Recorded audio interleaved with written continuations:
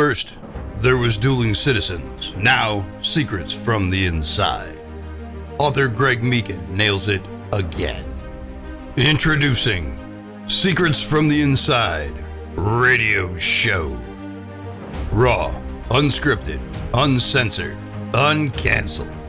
Secrets from the Inside starts now. With your hosts, Greg Meakin, Val Olson, and Captain James McCormick. From what I see, parachuting into the show here too, Val, which is what our modus operandi here.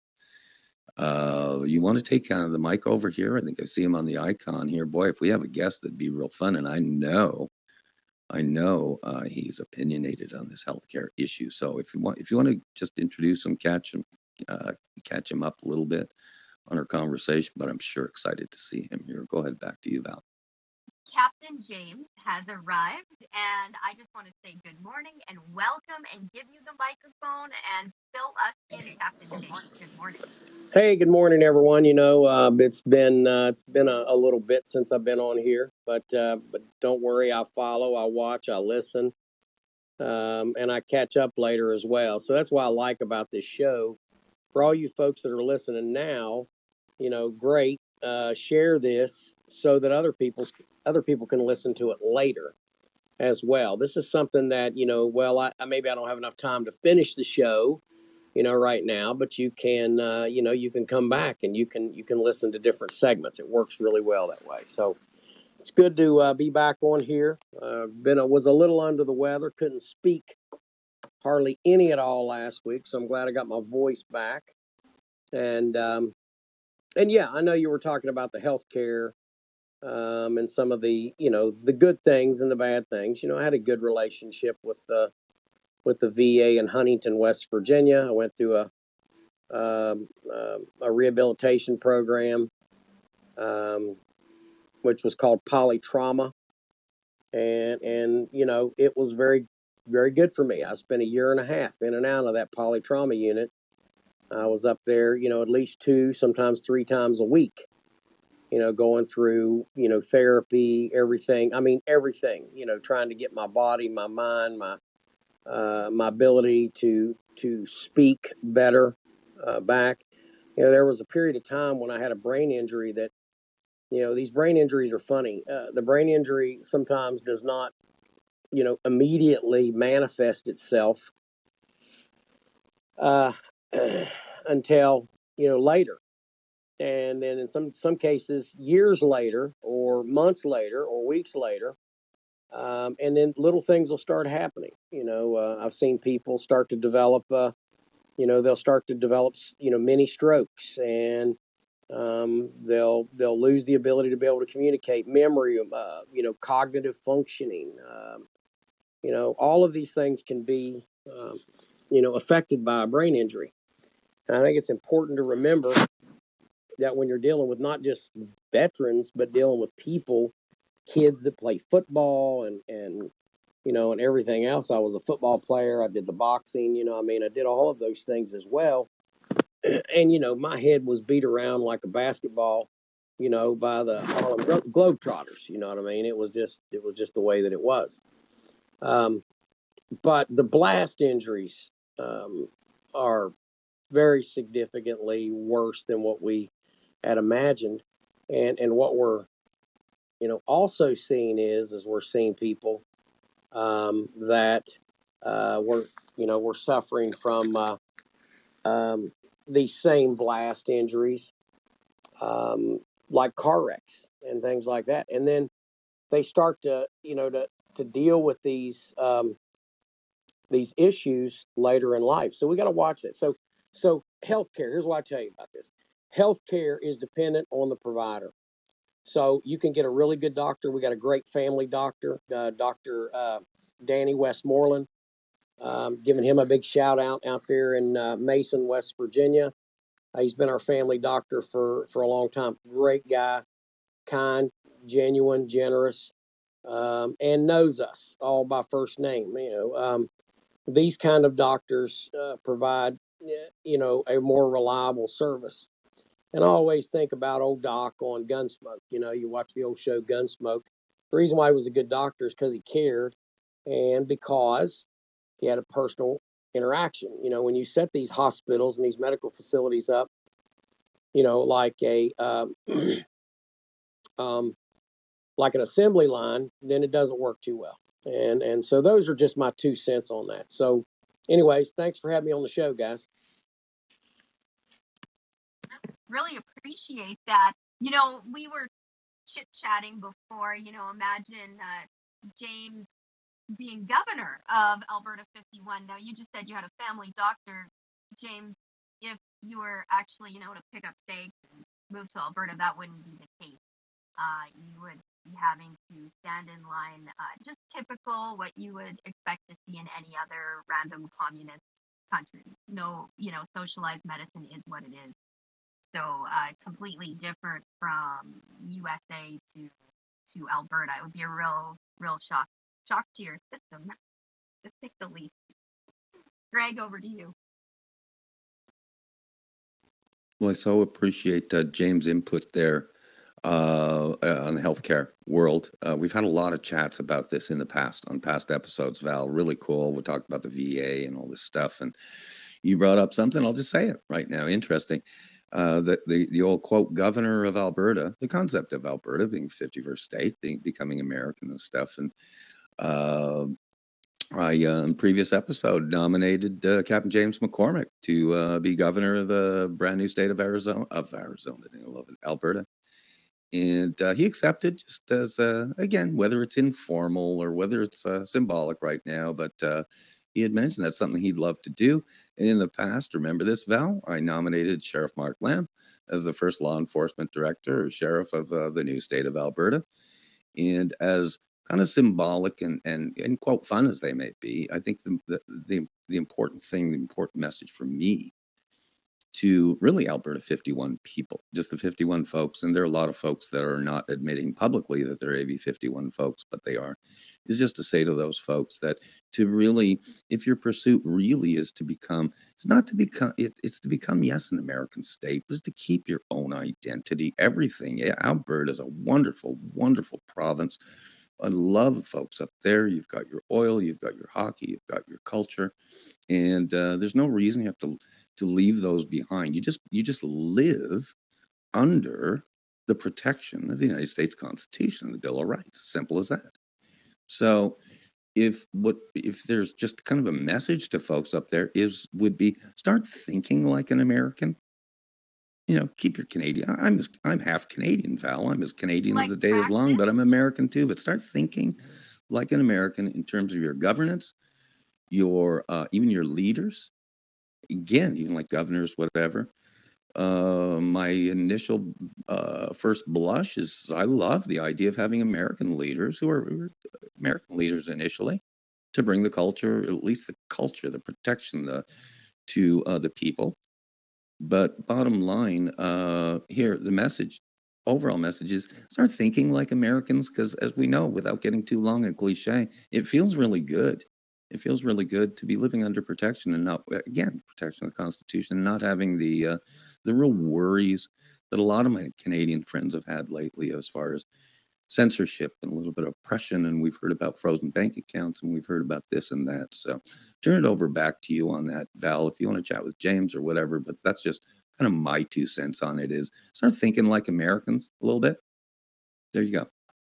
I like that. Well, I do have 2 Americans on the show today, and one who, could potentially be governor someday. I don't know if Danielle Smith just thinks it's a shoo-in, because that's really the style of Alberta politics, is these lifer politicians. But I'm kind of curious, Greg, like you piqued my interest. James, what kind of politician in Alberta would you be? Like, what would you say to these, establishment type? How would you address them, and, diplomatically, if you think you could handle something like that? So you're asking me that question, correct? Correct. Yeah. Well, I think the important thing is that we remember that once they become American citizens, that we dive into the U.S. Constitution and make sure that every citizen fully understands how that works. And then we look at some of the state constitutions, like, say, for instance, for Texas, or for my home state of West Virginia, or other states that represent a level of freedom that that seems that it would be more acceptable. I think that's whenever we start to look at, because you're going to have to write a constitution, you're going to have to write a charter, you're going to have to write all of these things, when you establish a new state, just like every other state had to do.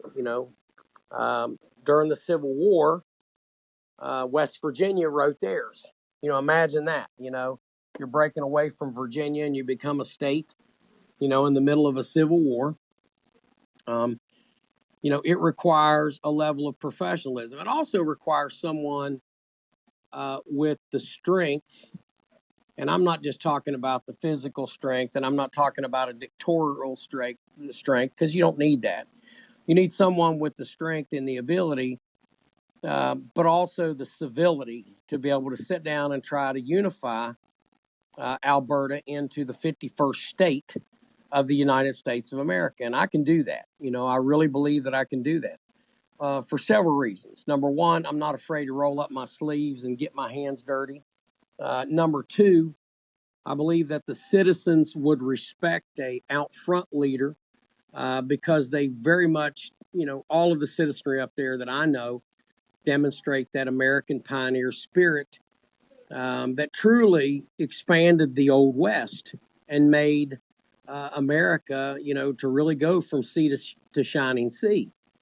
So we're really looking at a whole group of patriots there that would have the ability to fully understand and comprehend that. And then they'll enjoy a couple of things. They'll enjoy a lot of things about the freedom that comes with the Constitution. Now, some will have a hard time to adjust, leaving more of a socialist styled government that provides a lot of things that people don't think about. But I think that once you allow free market to take over, and people that really become free and have the ability to be able to sustain that freedom, I think you'll see that they will warm up to that really quickly. All states had to go through these transitions. Look, let's look at the Oklahoma Territory when they did their transition. Let's look at all of these states that were once territories and not actual states. They had to struggle, and then they had to get used to operating on their own. But I would say that a place like Alberta, within year 3 to 6, would see the transition, and they would flow right into it, just like a river flows into a perfect pocket. And they would find themselves in a position to where then they could take their natural resources and some of the things that they normally don't have control over, they would have control of that. Because, see, then they would fall under Article 10 of the United States Constitution, our Bill of Rights. When you look at Article 10, anything that's not specifically designated in Articles 1 through 9, are handed and delivered to the states. So they would have some freedom to be able to control their own destiny. Like, you see these states that are around here, they're able to compete for businesses to come in. And some of the natural resources that are in Alberta would make it extremely attractive to the energy industry and to be able to become a major player in that field. You would see millionaires, people become millionaires because then they retain property ownership. And property ownership that would allow them to be able to negotiate and do things that they normally couldn't be able to do in the situation that they're in right now. You would see people be able to start businesses much more easily. And then have the established offices of Secretary of State. You would have an Attorney General's office. You would have, an auditor's office, a treasurer's office. You would have all of these different supporting agencies inside this state government. And then you would have elected leaders. So imagine that, not appointed, but elected leadership. So that would include your state delegates and your state senators. And that would be based on population. And then you would be able to have at least one U.S. congressman and 2 U.S. senators to represent the state of Alberta in Washington, D.C. So we're talking a lot of opportunities here, folks. We're talking, I could see a military base. That would be one of the first things that I would lobby for.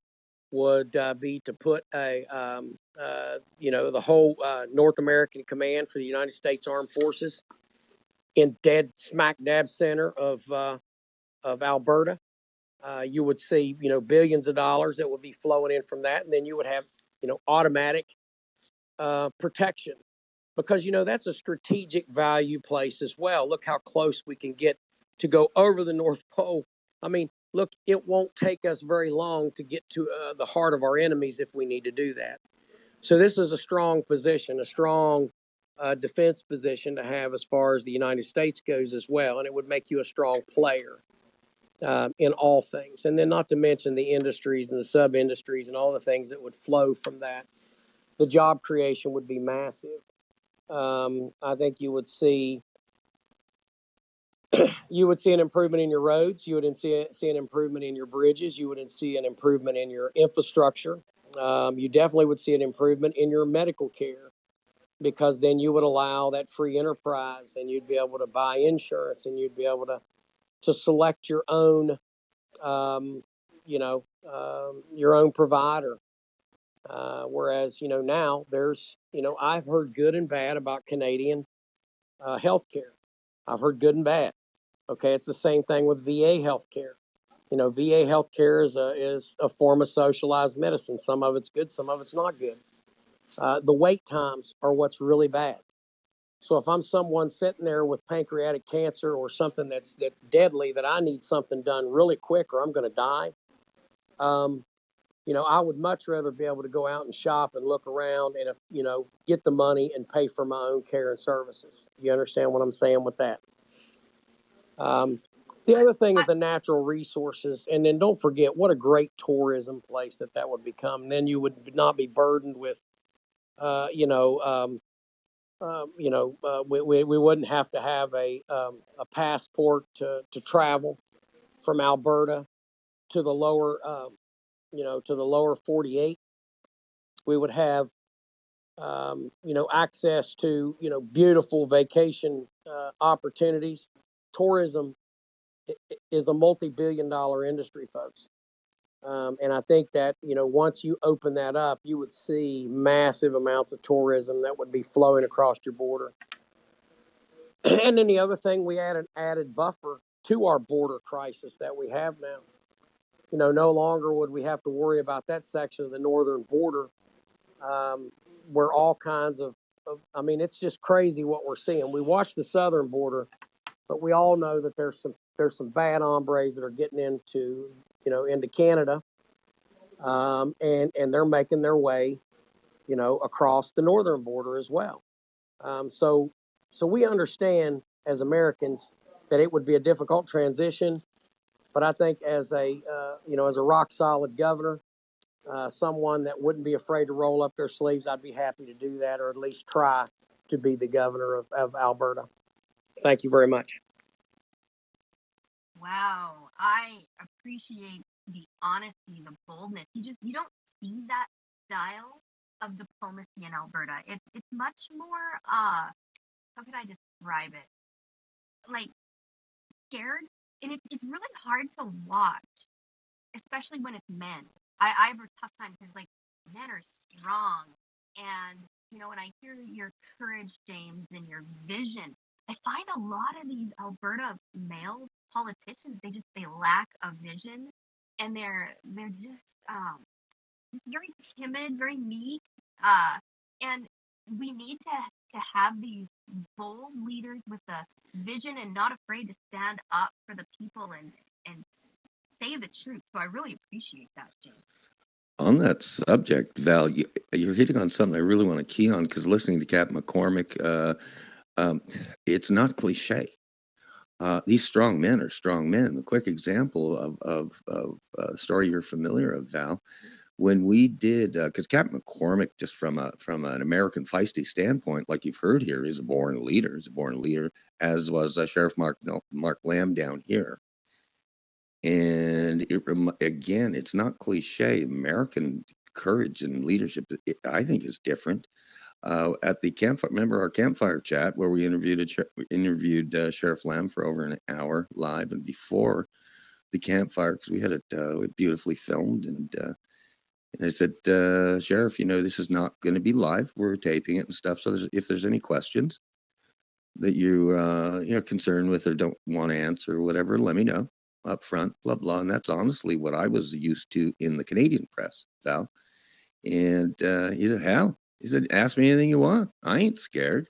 He said, quote, I ain't scared. Ask me anything you want.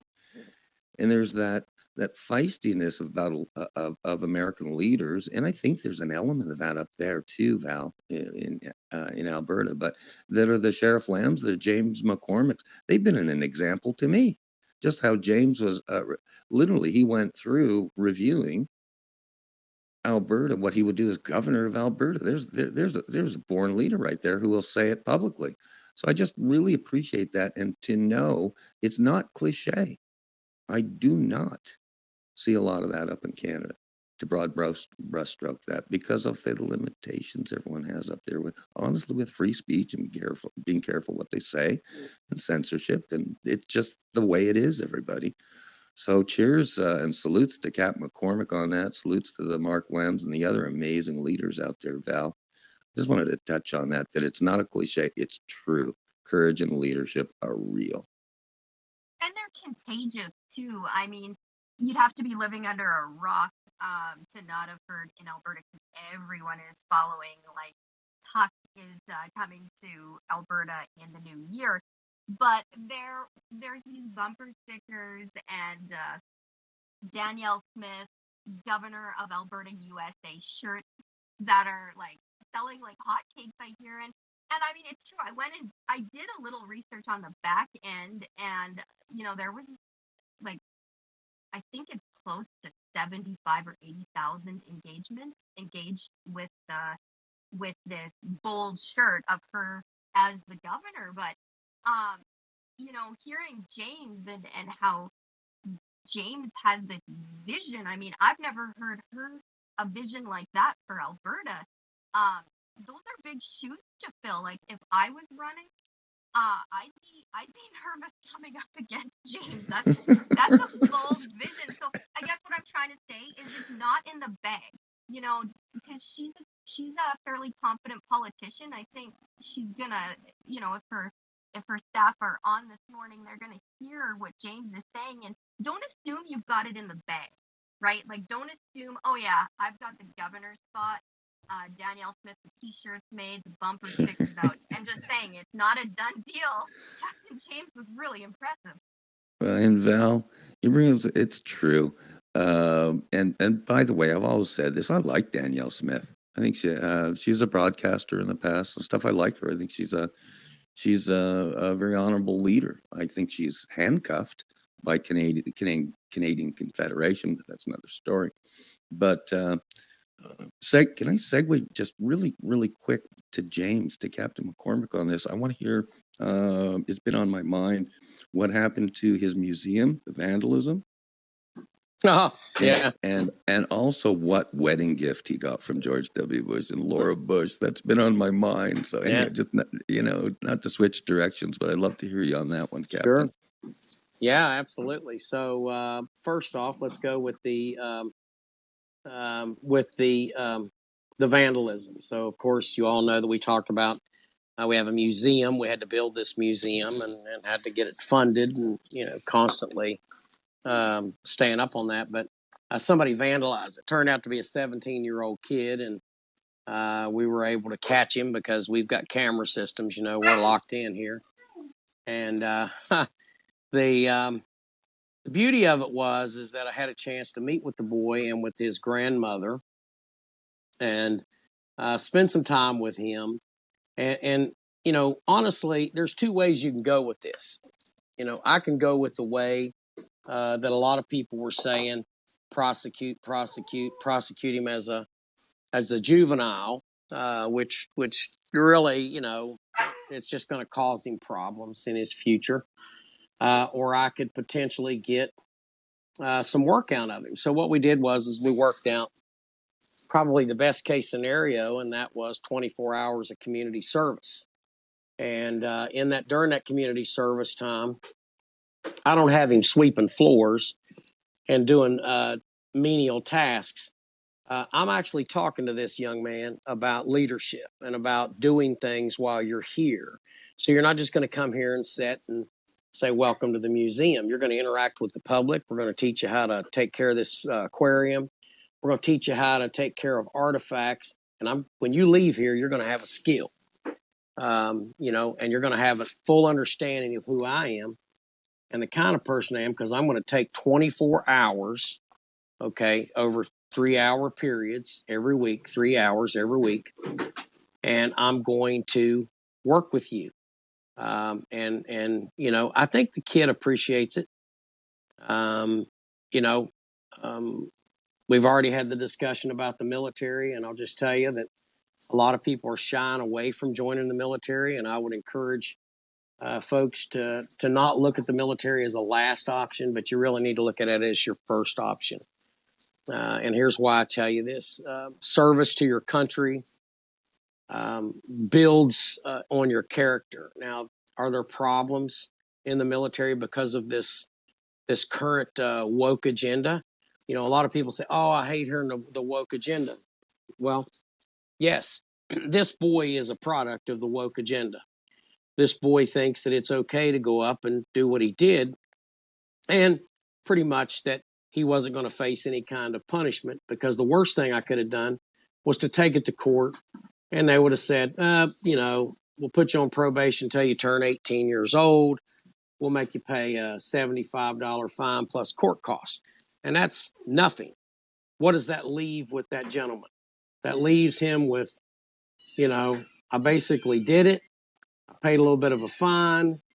And this guy's a jerk. You know what I mean? Because all he wanted to do was give me a bad record. So we had an opportunity to correct that. And I think that what's going on now is that they are being educated by the quote unquote, I'm just going to say it. We called them shithouse attorneys when we was in the military. And these are people that think they know everything. And they're generally your same age, never done anything outside of go to school. And they're out here educating these kids because they're watching stuff on social media. They're watching Joe Biden trip on bicycles, and they're watching Kamala Harris, make outlandish comments. They're watching the Palestinian movement. They're out there chanting this from the river to the sea, not even knowing what it means. And then they're being confused by, well, maybe I was supposed to be a woman instead of a man, So we have all these things that are going on, and it's being pushed by this group. And like I said, we have to get that under control. So the best way I can do that is to give that guy some community service and allow him to be around a real red-blooded American that's not going to be afraid to talk to him like I would talk to any one of my sons. And I have done so. And he has accepted it very well and starting to straighten out a little bit. Now, I'm going to get him to get a haircut next, and he may not like it, but, we have a dress code here, and you're going to follow it. If not, then, we'll go to option 2. And that's just the way we need to start being. That's the way businesses used to be. So what's the second part of the question, Greg, before I go into anything else? Is there anything else I need to hammer on that? What you're touching on, and then we'll wrap this little portion up, other than talking about the wedding present from W. Yeah. Okay, but I want to wrap this up. You're hitting on a very, very important thing, and what you're talking about is leadership, mentorship of young people, of young men. Okay, it's what Jordan Peterson does. It's what I do. It's what Lamb does. It's what you do. And that's the missing link right now is leadership. Going to tell you a very, very quick anecdote that applies to this. I actually took when I went to school a million years ago back in Quebec. I took a police technology and learned a lot of just about the police world, the law enforcement world and stuff. And the big issue was at the time was recidivism. Sure. Which is to do the crime again. Mm.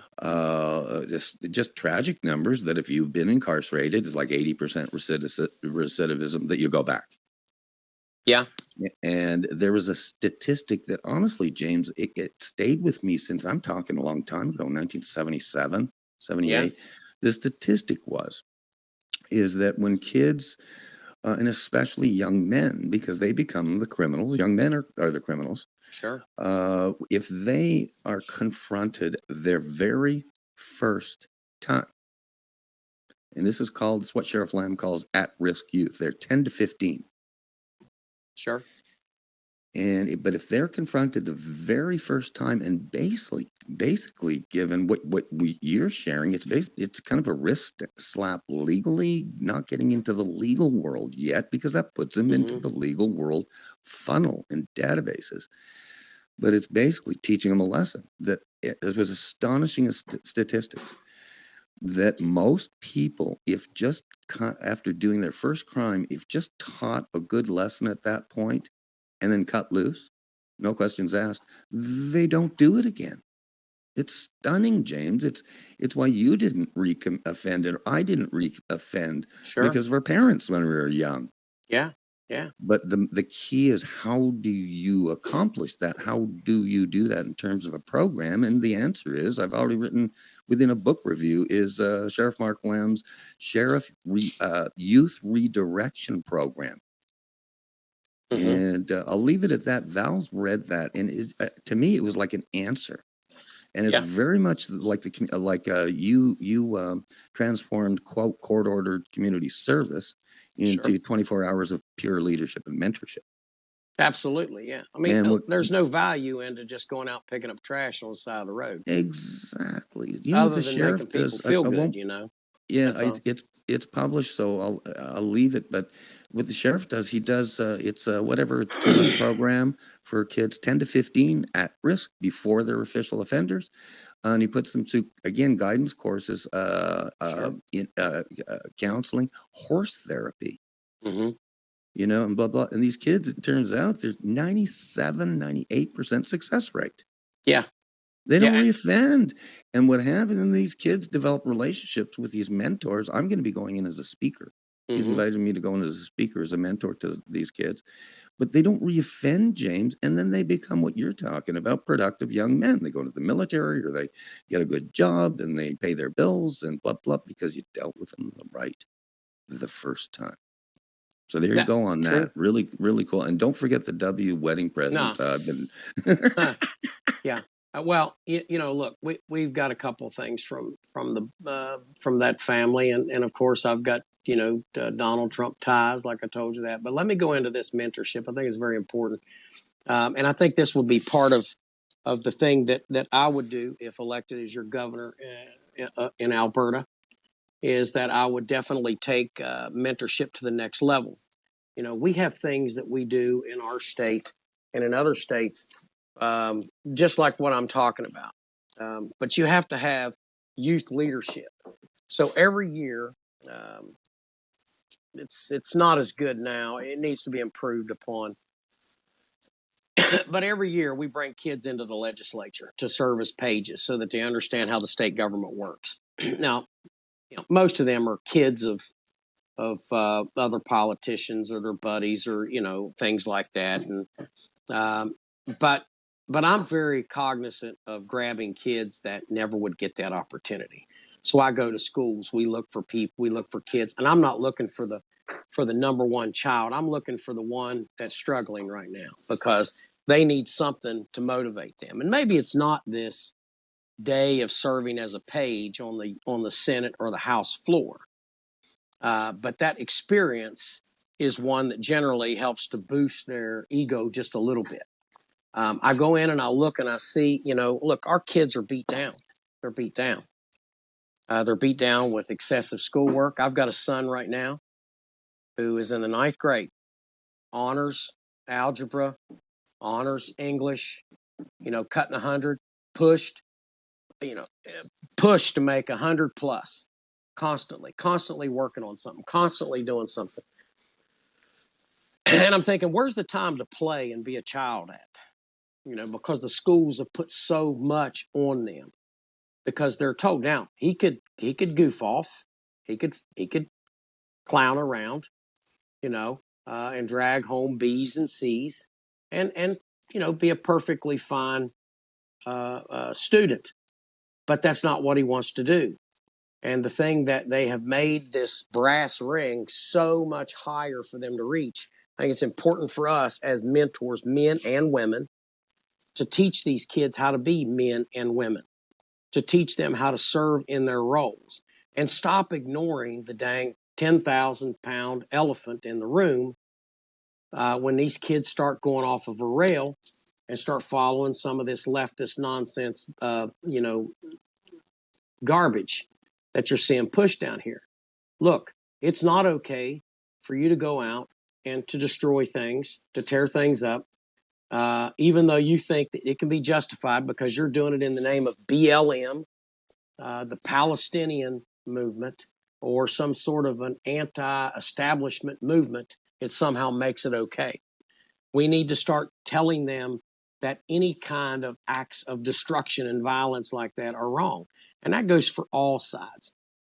The other thing that's woefully missing is the ability for people to be able to express their feelings, how they feel. In schools right now, I've got kids that go to school that are young, okay, and they sometimes deal with bullies. Well, when I went to school, we dealt with the bully. You just had to stand up to the bully. In my day in school, it wasn't, well, if you do anything, you get kicked out of school. No, you could defend yourself. Well, schools nowadays don't allow that. And they wonder why kids hunker down in a damn corner when somebody comes in there threatening violence in a school. They hunker down. They try to teach them to hide. And that's a good thing to do to keep them from getting hurt and getting killed. But I'm telling you, they're afraid to say anything or get involved. So a lot of times they know this kid's going to come in there with the firearm and they won't say anything because they're afraid of getting in trouble, because our educational leaders are not allowing them to stand up and to be young men and women of character and decency and honor and integrity, and stand up and say, no, you don't have a right to get up in my face. No, you don't have a right to yell at me because I'm black, because I'm white, because I'm Jewish, because I'm whatever, okay?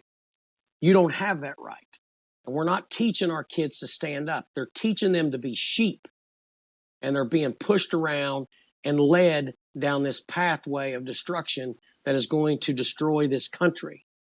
And I'm telling you right now, the first thing that you need to do when you dealing with states is you have to get control of this educational institution as well. And you need to make sure that they're teaching nothing but fundamentals of education. I don't need them taught in the ways of whatever. If you want to do that, then you set up debate teams and you allow these schools to debate, current topics with each other. You give both of them a side to take, and you allow them to openly to be able to say and to speak the way that they want to speak. I'm telling you right now, folks, if you want to know what's going on, why people ride on a subway, the most ungodly thing I've ever seen is grown men setting their asses down on a subway while pregnant women are standing up, holding on to a rail while a subway's moving. That would have never happened. That would have never happened in the 50s. That would have never happened in the early 60s. And it would never happen with me, because there's no way that I could plant my butt in a seat and sit and watch some old woman or somebody that is feeble or somebody that is pregnant bouncing around. You see, we have to learn to teach men to be men and women to be women again. And I think that's important. So that's my hopes with this. Now, some people will disagree with me, Greg and Val. They'll say that I'm old-fashioned. They'll say, well, you're just a bigot or whatever. shit, anytime that they disagree with anything you say, that's what you are. You're a bigot. You must be you must be a racist. You must be a sexist. You must be these things. No, I just realized my wife realizes that there's things that she does that I can't do. And there's things that I do that she can't do. Like I can't have a baby.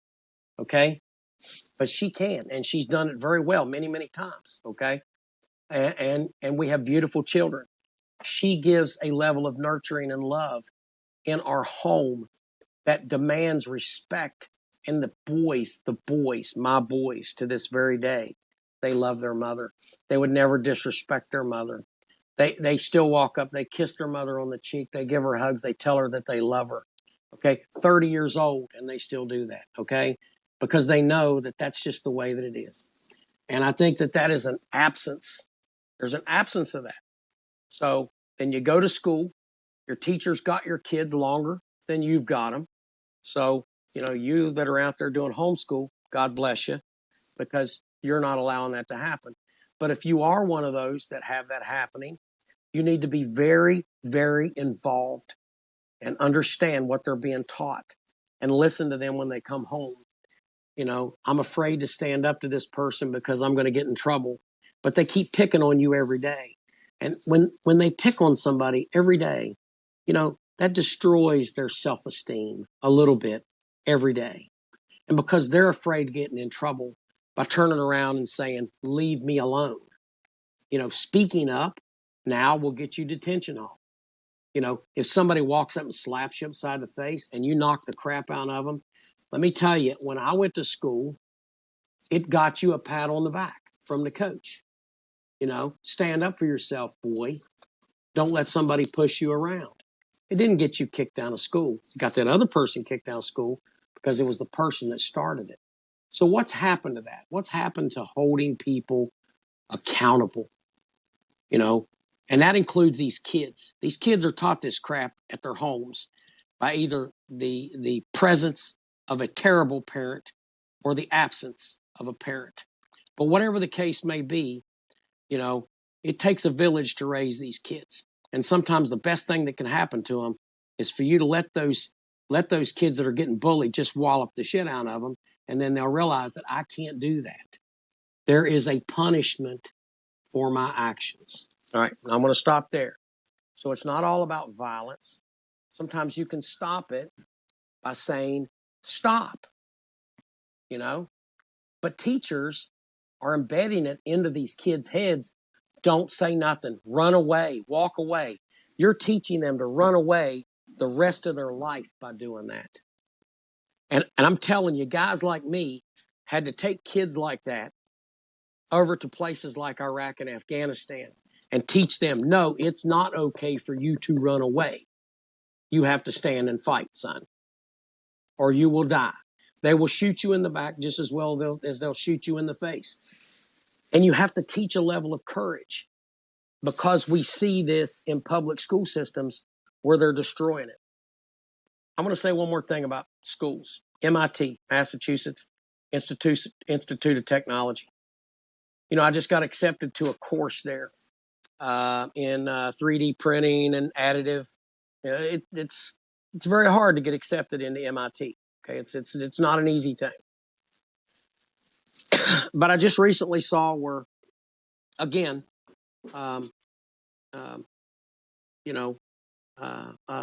radical, Islamic supporters on the campus are terrorizing these Jewish kids who are afraid to leave their freaking dorms. And when they stand up for themselves, they are called down by the staff. Nothing that they can do. They don't even want them to wear their Stars of David as necklaces around the campus. So do you think I'm going to write a $6,500 check, okay, to MIT and to transfer probably $40,000 of my GI Bill money to them? Hell no. When that came out, and this is what we need to do as Americans, when you see institutions doing those things, stop giving them your money. They'll get it whenever they start running out of money. and you tell them exactly why you're not going to give them their money. So I wrote a letter to MIT, put it on one of my social media posts today, that I will not be attending their course, and I don't care. You know, MIT would be a great sheepskin to hang up on my wall, but not when they've got that kind of reputation. You know, I think that my honor and integrity is more than that. I would rather go to the local vocational school at this point, where I don't have to listen or put up with any of that garbage, because I won't put up with it. Like I told you guys, here is a whole different ball game. You're not going to bring that nonsense here to New Haven, West Virginia, or Point Pleasant, West Virginia, because we got people here that's not going to put up with it. And if the rest of the country would do the same thing, and I'm not talking about violence, folks, I'm talking about stand up for your damn rights and stop sitting in the corner and being a mouse. Stand up, be a man, be a woman, being an American, and stand up for your rights. Now, let's go